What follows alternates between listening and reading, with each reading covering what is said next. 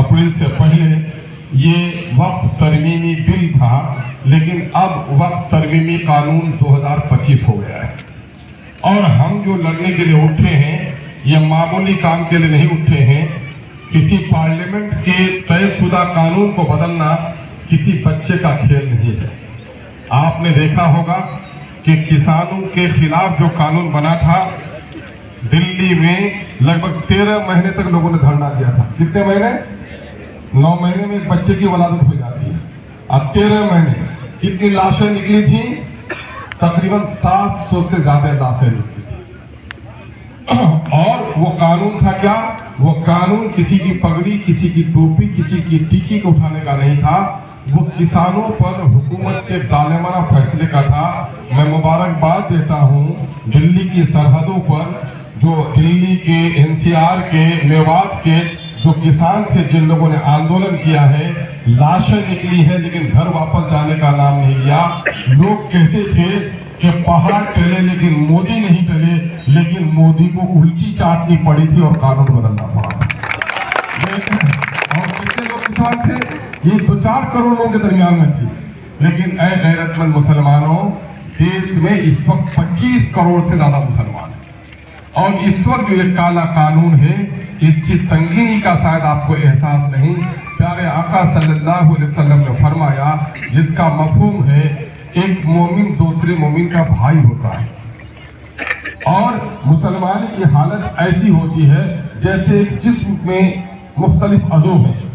अगर आपके पेशानी से आपके पाँव के अंगूठे की दूरी 5 फीट 6 फीट है, तो अगर अंगूठे में कांटा चुभे तो आंख से कतरा टपकता है, और जिसका कतरा न टपके तो समझ लो वो जिंदा नहीं है या लकवा हो गया है।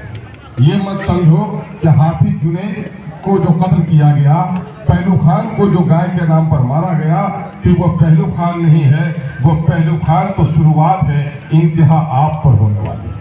आपको समझना पड़ेगा किशन के बहुत ही पुरसकून मुसलमानों और हिंदुओं, मुझे इस बात पर फख्र है कि पूरे हिंदुस्तान में सबसे ज्यादा अगर पुरअमन इलाका कोई है तो वो हमारा सीमांचल का इलाका है। हिंदू और मुसलमान हम गरीब हो सकते हैं, हम भूखे हो सकते हैं, हमारे छप्पर सड़े हुए हो सकते हैं, लेकिन हिंदू और मुसलमान जितना मेल मिलाप से हम यहाँ रहते हैं, पूरे हिंदुस्तान में इसकी नजीर है। लेकिन बीजेपी को ये बात नापसंद है कि मुसलमान चैन से रहे।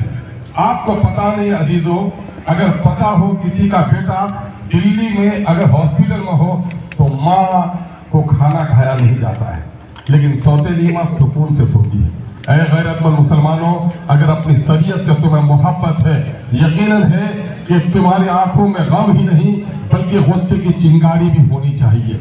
इसलिए कि ये कानून आपको पता नहीं है, अल्लाह ने बड़ी आफियत दे रखी है आपको, लेकिन इस आफियत में आपने और हमने अपने शऊर को नहीं जगाया है। बल्कि सबसे ज्यादा बेशऊर मुसलमान अगर कहीं रहता है तो वो आपको नहीं कहूँ, मैं अपने आप को कह सकता हूँ कि सीमांचल से ज्यादा बेखबर मुसलमान कहीं नहीं रहता। क्या वजह है इसकी? आप यहाँ अखबारात नहीं है, आप मुल्क के हालात से वाकिफ नहीं है। आजादी के तकरीबन 78 साल हुआ चाहते हैं। इन 77 सालों में लगभग 40,000 से ज्यादा फिरकावाराना फसादात हुए। इन फसादात में 90% नुकसान मुसलमानों का हुआ। बर्तन की सनत थी मुरादाबाद में लूटी गई, रेशमी कपड़े की सनत थी भागलपुर को जलाया गया, एक एक कुएं में 50 लोगों को, नौजवानों को दफनाया गया। भेवंडी में मुसलमानों को कपड़े की सनत थी, उसको तबाह व बर्बाद किया गया। सरकारी नौकरी मुसलमानों को नहीं मिल पाई। जब मल्टीनेशनल कंपनियां आई तो मेहनत करके नौजवानों जब वो नौकरी ली तो इन बेईमानों को भी पसंद नहीं आया। गलत इल्जाम लगाकर हमारे इंजीनियर बच्चों को आतंकवाद से जोड़ा गया। नतीजा हुआ कि बाहर की कंपनियों ने भी मुसलमानों को नौकरी देना बंद कर दिया। पता है इस वक्त 13 करोड़ का बिहार हो गया है। इस 13 करोड़ में 20,49,370 सरकारी नौकरियां हैं। मुसलमानों की नौकरी में हिस्सेदारी होती है 3,68,000। सिर्फ 1,63,000 नौकरी देकर 1,95,000 नौकरी से आपको महरूम रखा गया है। सुरजापुरियों, अपने जलसे और अपने बारात में फख्र करते हो। तुम्हारी आबादी 24.5 लाख है। नौकरी में हिस्सेदारी तुम्हारी 39,000 होती थी, लेकिन सिर्फ तुम्हें 15,000 नौकरी दी गई है। मेरे भाइयों, हमारे शेष आबादी की आबादी 12 लाख है। उनकी नौकरी में हिस्सेदारी तकरीबन 18-19 हजार होती है। उनको सिर्फ 5,500 नौकरी दी गई है। ऐ गैयूर मुसलमानों, किसने हमें किया? इन तमाम हुकूमतों ने हमारे साथ नाइंसाफी की है। और मोदी जब से बैठा है तो मुसलमानों के खून से होली ही खेलना चाहता है। आपको याद होगा, बाबरी मस्जिद तोड़ने के बाद 288 पर बीजेपी पहुंची। बीजेपी ने समझ लिया कि हम कोई अच्छा काम करके तख्त हासिल नहीं कर सकते। 2002 में एक मंसूबाबंद तरीके से गोधरा में मुसलमानों की गर्दनें काटी गई। मां के सामने में बेटी की आबरू को तार-तार किया गया। बाप के सामने में बेटे के सीने पे गोली चलाई गई। दूध पीते बच्चों को आग के अंगारों के हवाले किया गया। बिल्किस की आबरू, ये बहन बिल्किस जो आज जिंदा है, खून के आंसू रोती है।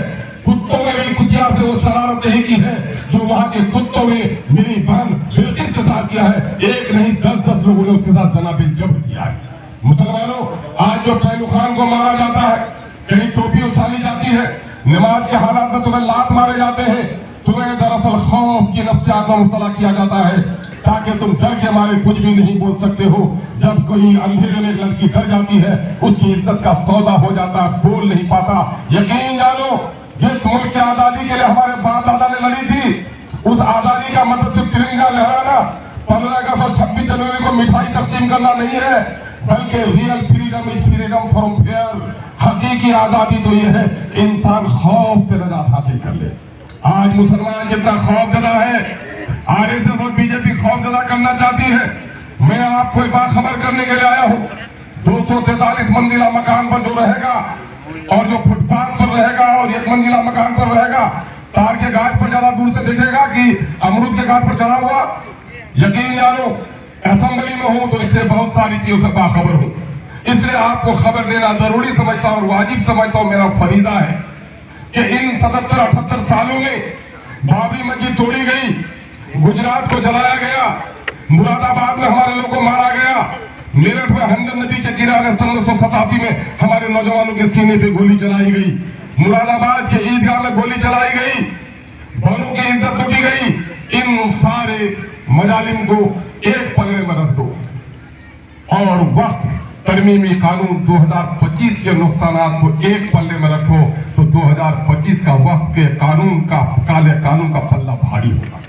देखो अभी कानून क्या बना, एनआरसी का मामला हुआ। एनआरसी में मेरे पास कागजात है, मेरे बाप दादा के कागजात है। उनके सरहद के इलाके में 1-2% मुसलमानों को परेशान किया जाए। आसाम में एनआरसी का काम शुरू भी हुआ तो मुसलमान से ज्यादा गैर मुसलमानों का नाम आया। मुसलमान का 1.5-2 लाख, दूसरों का 15 लाख नाम आया। मोदी का खेल नहीं चला। तलाक का मसला आया है, सरकार समेट के रखे अपना कानून।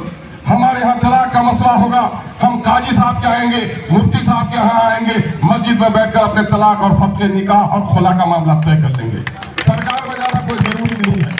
लेकिन ये जो कानून बना है मेरे अजीजों, ये कानून कैसा बनाया गया? एनआरसी का जमाना था, आप और हम धरना कर रहे थे। ये अररिया से पश्चिम एक गाँव में पंचायती भी दलित भाइयों की लड़ गया, दोनों भाई। कहा कि जब ठंडा हुआ मामला तो पंचायती बैठी समाज था, बोला केहन लड़ल के तू सब रहे, तो उसमें एक मुसर ने बोला, भाई ने, मालिक बड़ी शर्म की बात है, क्या बोले?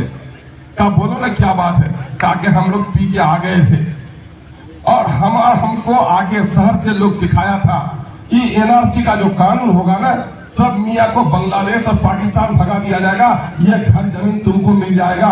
इसलिए हम लोग तो आप लोग का विरोध भी कर रहे थे। मेरा भाई बोला कि ये मकान हम लेंगे और हम बोले कि नहीं हम लेंगे। उसी बात पर मेरा भाई मुझसे लड़। मेरे भाई एक पढ़ा लिखा आदमी, अभी लगभग 6 महीना हुआ, कि कितना गुमराह किया गया लोगों को। पट्टे में रहते हैं और जाहिर है जो लोग शहर में रहते खेती आदिवासी तो करता ही है। एक बेचारा